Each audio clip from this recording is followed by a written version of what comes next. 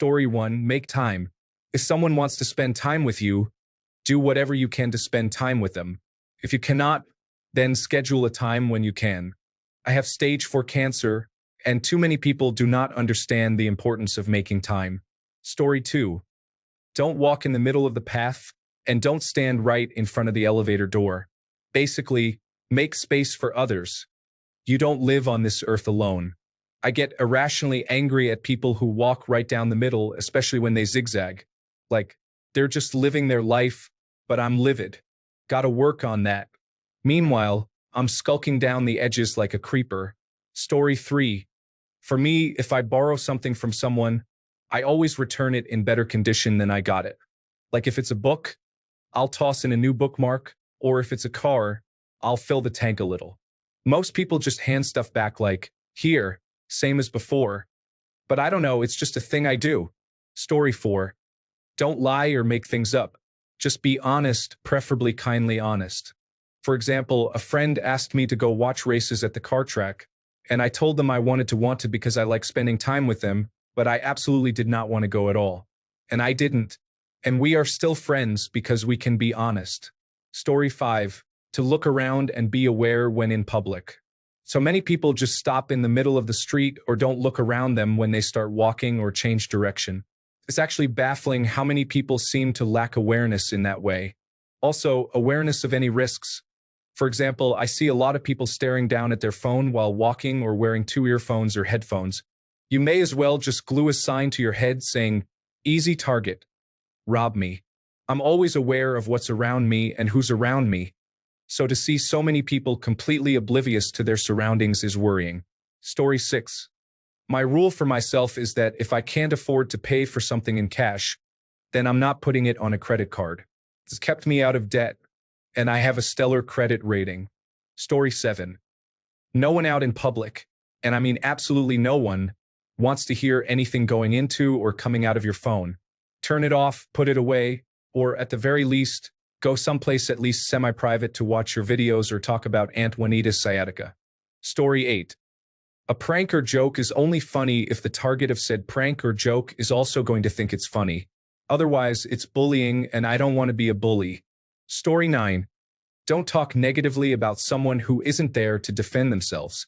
That's my one rule. The rule continues, though. If you have an issue with something that involves me, say it to my face. 90% of the time, I won't take offense because literally 90% of the time, it's a misunderstanding. I try to seek resolution and will part ways happier or fix the issue and be cool. But people who just sneak around and talk negatively lose my respect, and I don't acknowledge them. Story 10.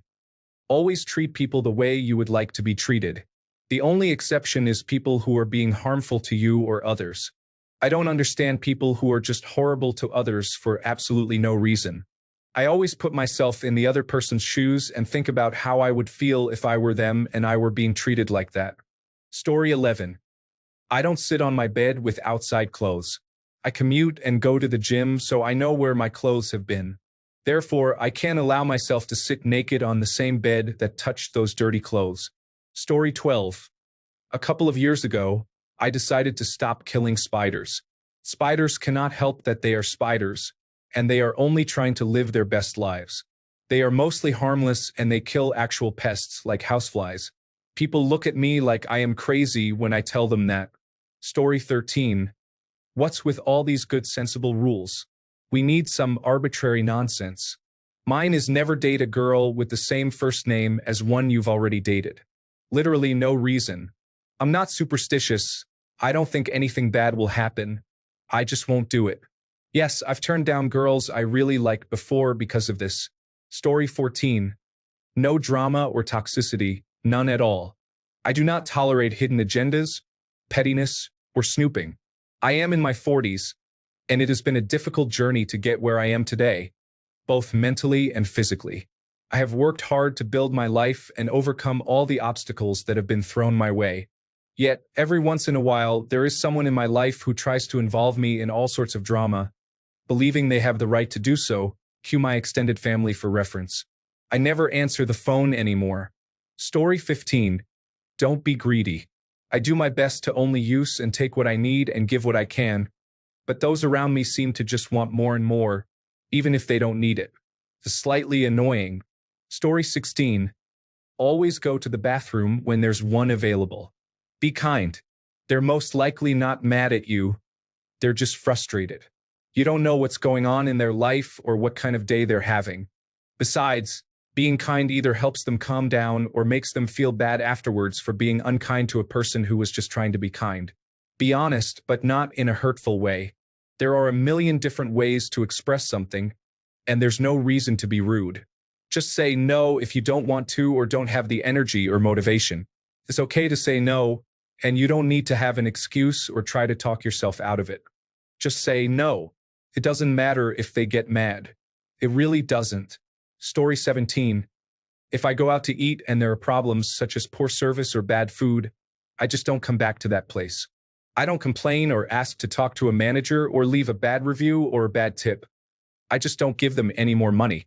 I'm not their teacher or their mother, so I don't have to give them lessons on how to run their business or treat customers. I'll spend my time and money on places that do things right while writing off bad experiences as places to never go again. Story 18. As a teacher, students are whole people. They are not blank slates.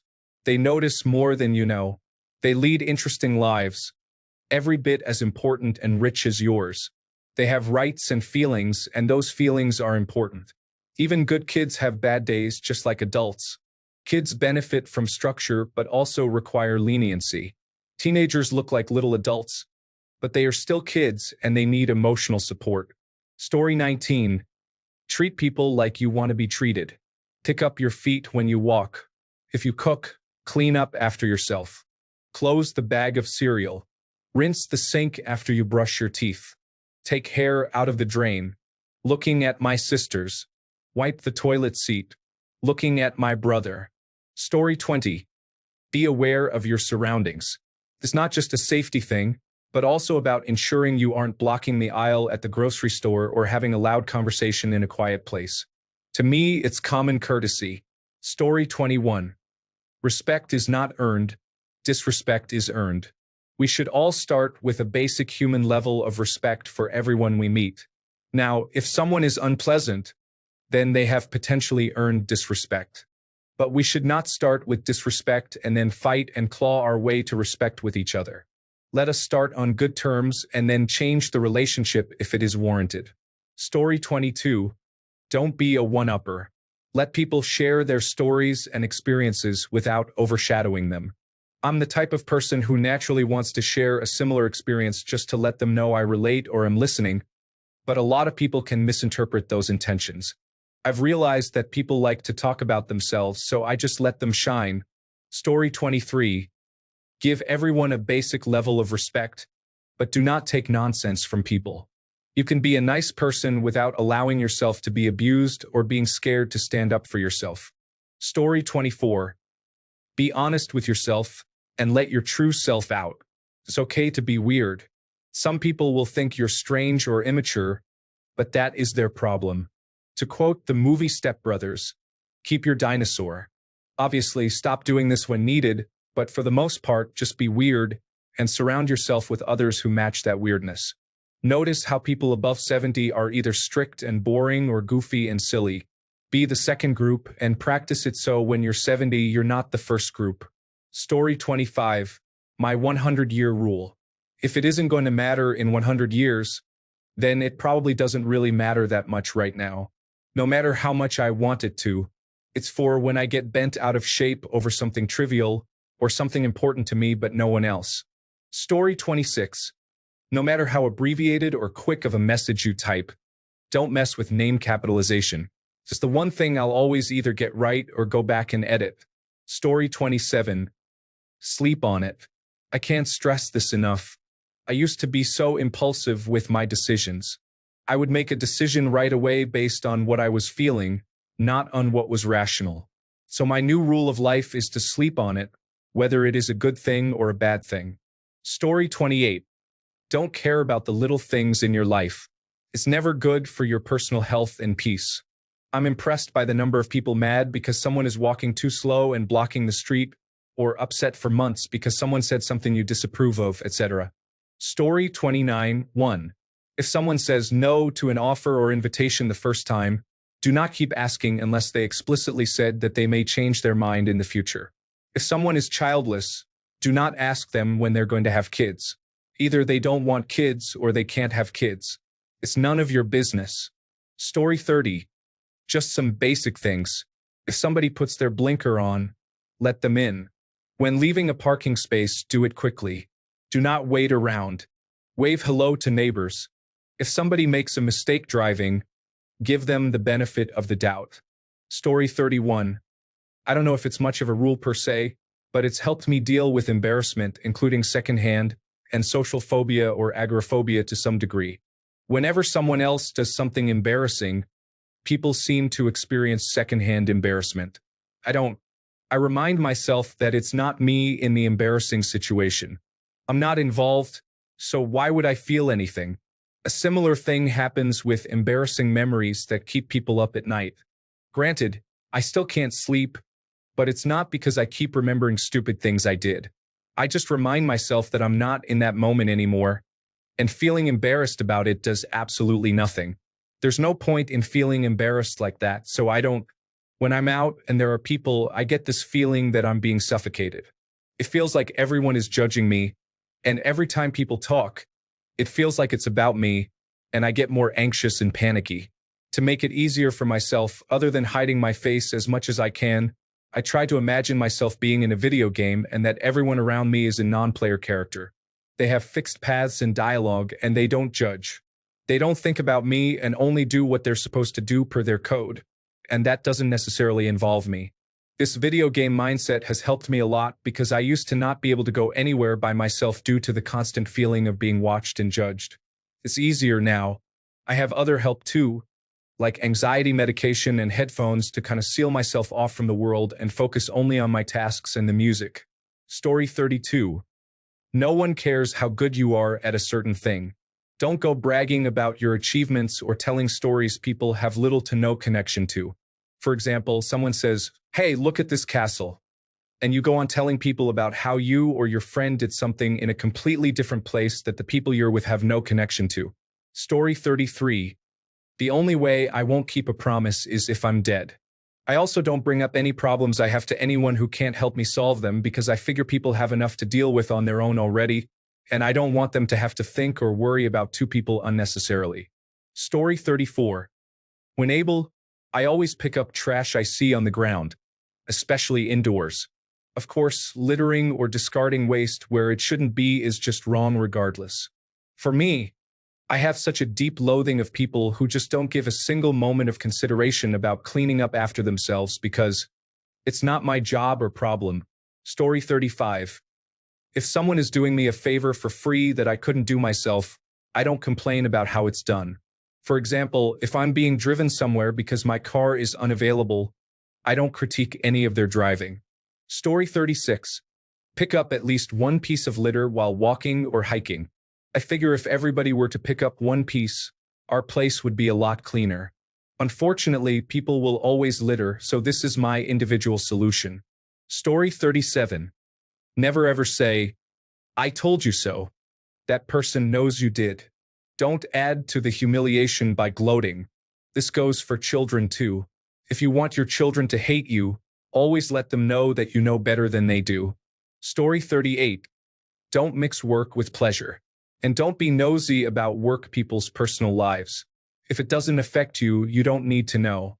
I work in a female majority field, and a lot of them do not understand these basic standards. Story 39. Speak your mind. Just say it. There's absolutely no way that you're the only person feeling like that or thinking like that. Honesty and direct communication are essential for having deep, real, authentic connections with others and yourself. And by that, I do not mean giving unsolicited advice, being mean, rude, indiscreet, or simply a jerk. Story 40. New clothes should replace old clothes. Every time I buy a t-shirt, the oldest one gets donated or thrown away. The same goes for socks, jeans, and underwear.